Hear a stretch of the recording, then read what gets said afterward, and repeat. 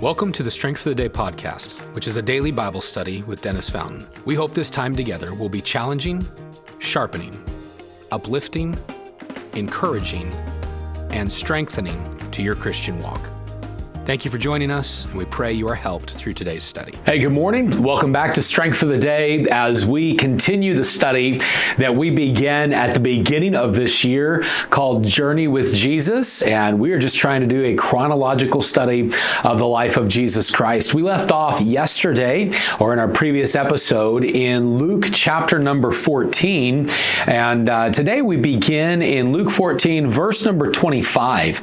As we jump into this passage, what we need to realize, and we're going to see this, that Jesus is going to speak to great multitudes about what it means to really follow him. And so there's kind of a description here of what a real follower of Jesus Christ will look like. Now, before we dive into the passage today, I want to kind of encourage you. Don't look at this passage to try to assess someone else's life and someone else's fellowship, but instead look to this lesson and assess your own fellowship. Am I one whose life resembles a follower of Jesus? And I think this will give us some character traits and some ways in which we should desire to follow him each and every day. So we begin Luke chapter 14, beginning in verse number 25. The Word of God says this: "Now great multitudes went with him, and he turned and said to them, 'If anyone comes to me and does not hate his father and mother, wife and children, brothers and sisters, yes, and his own life also, he cannot be my disciple.'"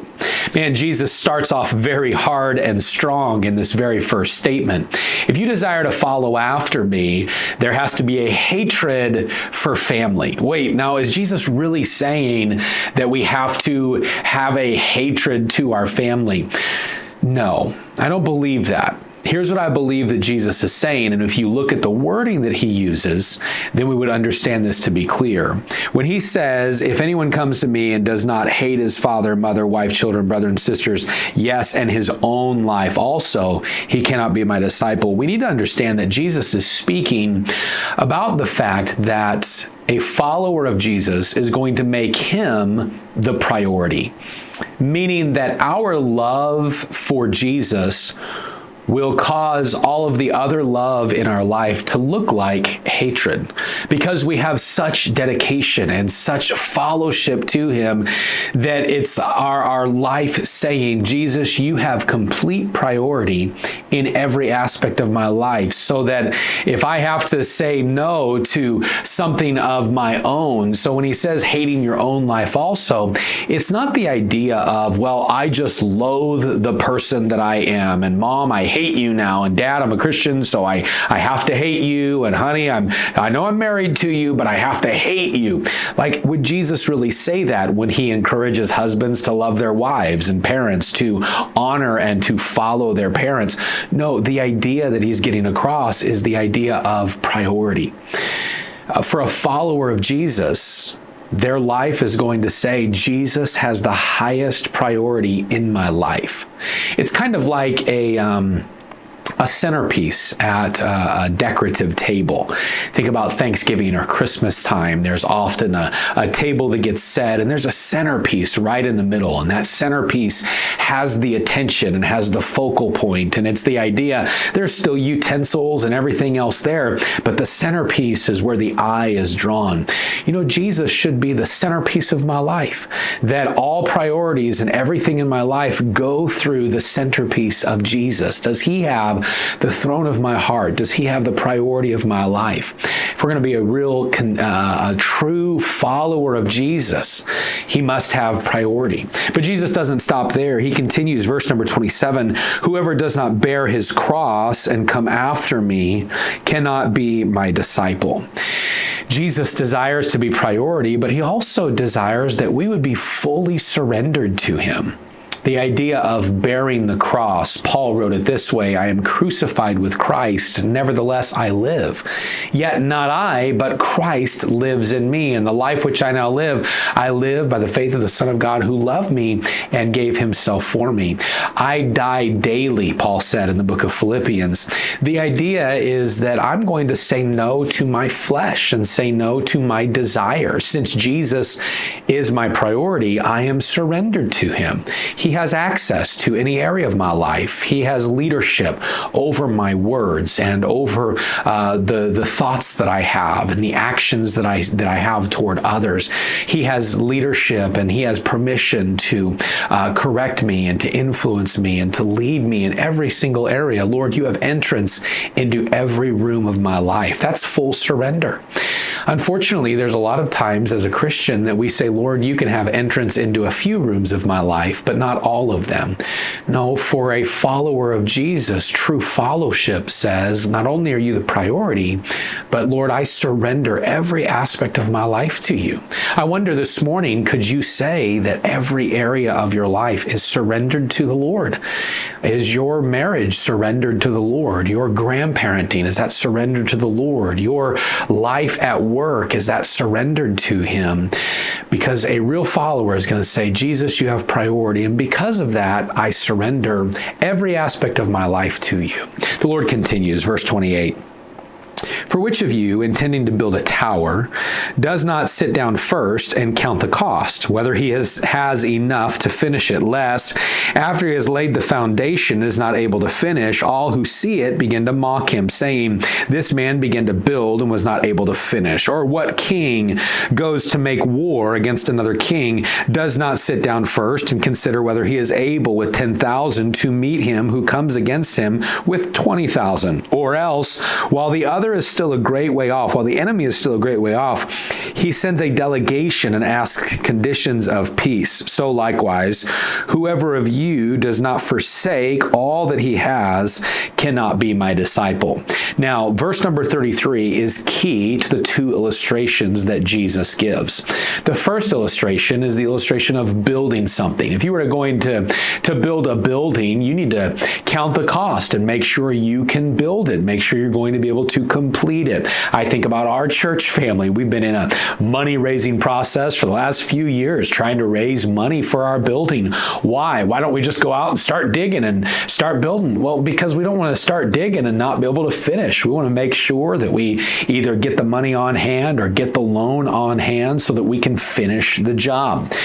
The second illustration that he gives is the illustration of a war. If you don't know that you can defeat the enemy, then you need to make peace with the enemy. But both of those illustrations are tied in with verse 33 when he says, so likewise, whoever of you does not forsake all that he has cannot be my disciple. The idea here is complete sacrifice. A follower of Jesus Christ gives Jesus the priority in his life, is completely surrendered, but is also willing to sacrifice, willing to go the distance, willing to be all in. Excuse me. When you think about surrender is the white flag, like I surrender, God, okay, I surrender to you. But sacrifice is now I'm willing to give over to you. I'm willing to completely allow you permission, not only to be the priority of my life and not only to be the leader of my life, but Lord, anything you ask, I'm going to sacrifice. I'm willing to give towards you and give for you. And so for a Christian, for a real follower of God, when we look at what it means to follow him, we have to know that true fellowship often requires sacrifice. It requires laying down my plans and my ideas for his. Notice the last thought that we see in verse number 34 and 35. Jesus says, salt is good. But if the salt has lost its savor, how shall it be seasoned? It is neither fit for the land nor for the dunghill, but men throw it out. He who has ears to hear, let him hear. The idea with verse number 34 and 35 is the idea of a follower of Jesus is going to know that they have purpose. We could go down the road a lot to talk about regarding the salt in that day, but salt was extremely valuable. Salt was something that was used to season foods like it is now, but it was also used as a preservative. They didn't have a lot of refrigeration process or anything, though there was some types that were being invented at the time. There wasn't a go home and open the fridge or anything like that. So if you had meat, you had to find a way to preserve it. And so a lot of times they would preserve it through salt for a couple of days till they had time to consume it. So it was a preservative. It was a seasoning. It was something that people would barter with. We've heard the statement, not worth their weight in salt. The idea of that, man, people would barter with salt because it was extremely valuable. But here's what Jesus says. If the salt has lost its savor, then what's it good for? It would only be good to be cast into the streets and become kind of a filler. Often salt would be a filler in the street holes and cracks that would be used. Salt that was bad would be thrown there and it would kind of solidify and help. It still had a little bit of a purpose, but not the purpose it was intended to have of being a seasoning or being something valuable or being something that was a preservative. So here's what Jesus is getting at through this statement. I believe one of the applications we can take, that a follower of Jesus is going to know they have purpose, that they're valuable for the Lord, that they need to use their life to season this world with His gospel and to preserve the goodness that Jesus brings into the lives of those around them, that their life is valuable when it is fulfilling its purpose for the Lord. And so a follower of Jesus looks at life and realizes, man, my life has purpose to lift Him up and to help others know Him. And so when we look today at the life of a follower of Jesus, man, it's a life where He is a priority, a life of full surrender, a life of willing sacrifice, and a life that knows purpose is here. I would ask you today to look into your life.